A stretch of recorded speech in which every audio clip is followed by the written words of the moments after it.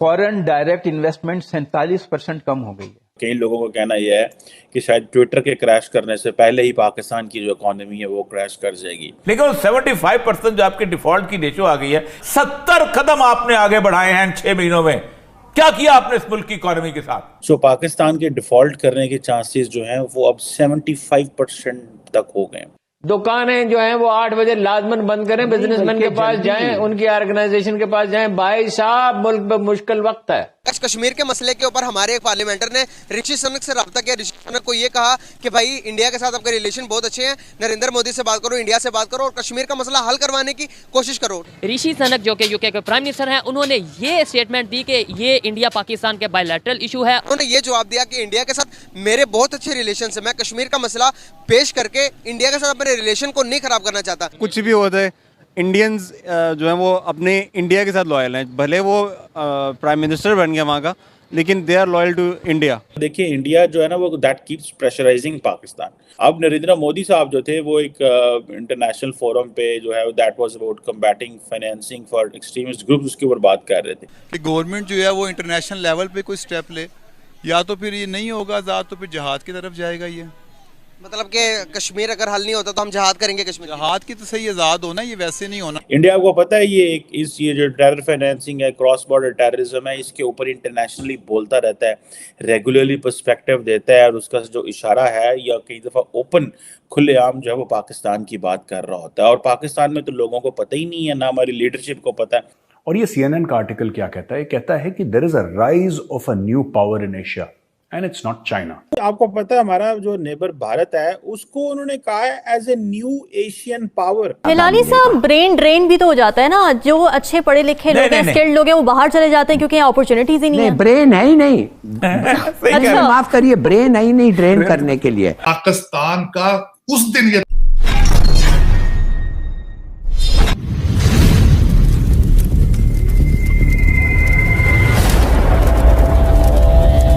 1990 में आप इंडिया से आगे थे, अब every count of human development indicator आप पीछे हो गए। आप बांग्लादेश से डबल आपकी पर कैपिटा इनकम थी, अब आप उससे पीछे हैं हर इकोनॉमिक इंडिकेटर में, एक्सपोर्ट में, एजुकेशन में, जिंदगी लाइफ एक्सपेक्टेंसी में, पॉपुलेशन कंट्रोल में। और कह रहा है कि हर किस्म का government, civil, military, dictatorship, parliamentary, presidential, सब फेल हो गए हैं।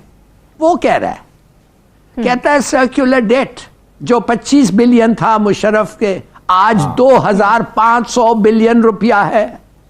वो हर रेजीम से डबल हो रहा है, उसके रेजीम के समेत।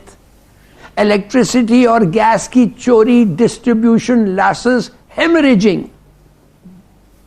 और वो क्या कह रहा है, इसका वजह क्या है? इनएफेक्टिव गवर्नेंस और पैथेटिक इकोनॉमिक पॉलिसी। और जैसे औरिया साहब ने कहा, 50% बच्चे स्कूल से बाहर हैं। जितने आपके बच्चे 50% स्कूल के बाहर हैं। 2000 बिलियन रुपया खर्च हो रहा है उनके स्कूलिंग पे। और पॉपुलेशन का जो बढ़ाई इंक्रीज हो रहा है, वो कह रहे हैं 5.5, कोई और कह रहे हैं 7 बिलियन अ ईयर। इस मुल्क में इस वक्त औरत जो है वो कह रहा है, बकौल मिस्टर इस्माइल, उनको कोई सिक्योरिटी नहीं है, वो डरते हैं। कोई फॉरेनर नहीं इधर आना चाहता, डरते हैं। कोई एयरलाइन नहीं इधर आना चाहते हैं, उनके क्रूज के लिए काफ़ी सिक्योरिटी नहीं है। बिल्कुल। पुलिस बेकार है, टेररिज्म का खर्चा है।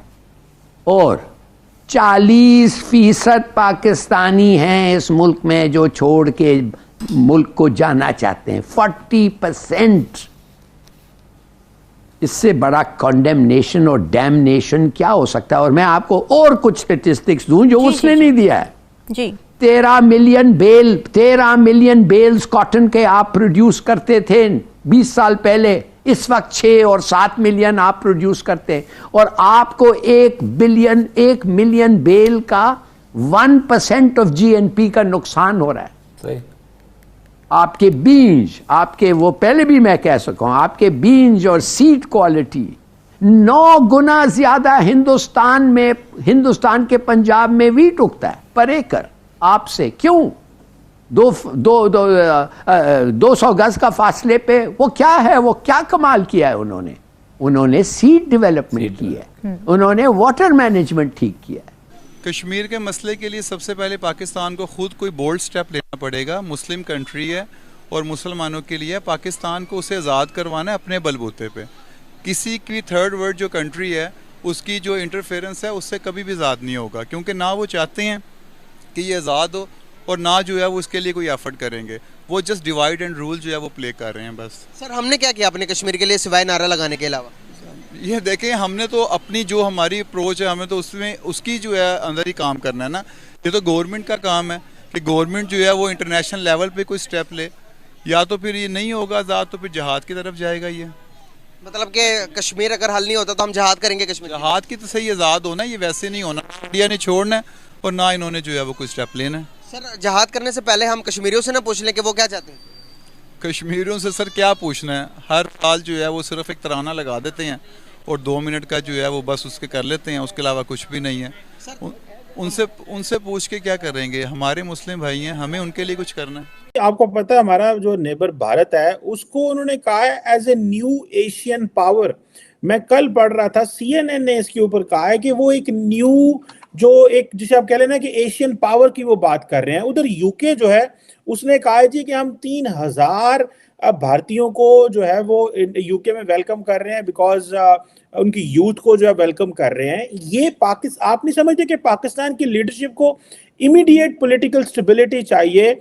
एक तरफ इंडिया जो है उसको न्यू एशियन पावर का कह रहा है वेस्ट, जो कि चाइना को नहीं कह रहा, इंडिया को कह रहा है। यूके जो है वो हजारों इंडियंस को हायर कर रहा है जो वहां पे कंट्रीब्यूट करेंगे। आपको नहीं लगता कि पाकिस्तान की पॉलिटिकल क्लास को इमीडिएटली टेबल पे बैठना चाहिए ताकि हम अपने यूथ का मुस्तकबिल सेव कर सके? क्योंकि इमरान खान कहते हैं कि अगर मुझे आपने इलेक्शन ना करवाए तो मुल्क के अंदर सोशल अनरेस्ट हो सकता है। मैं अगले दिन बहुत अच्छा आर्टिकल पढ़ा है, किसी हमारे भारतीय दोस्त ने लिखा था कि Google has become the new east India company. Yes, उनकी मोनोपोली भारत के अंदर डिस्कशन हो रही है कि उनकी मोनोपोली किस तरह तोड़ देंगे। आपकी सोच और उनकी सोच में ये मैं हमेशा ये बिलीव करता हूं, मैं बैशिंग नहीं कर रहा, ये कह रहा हूं अगर आप कोई चीज अच्छी बना नहीं सकते तो कॉपी कर लें यार किसी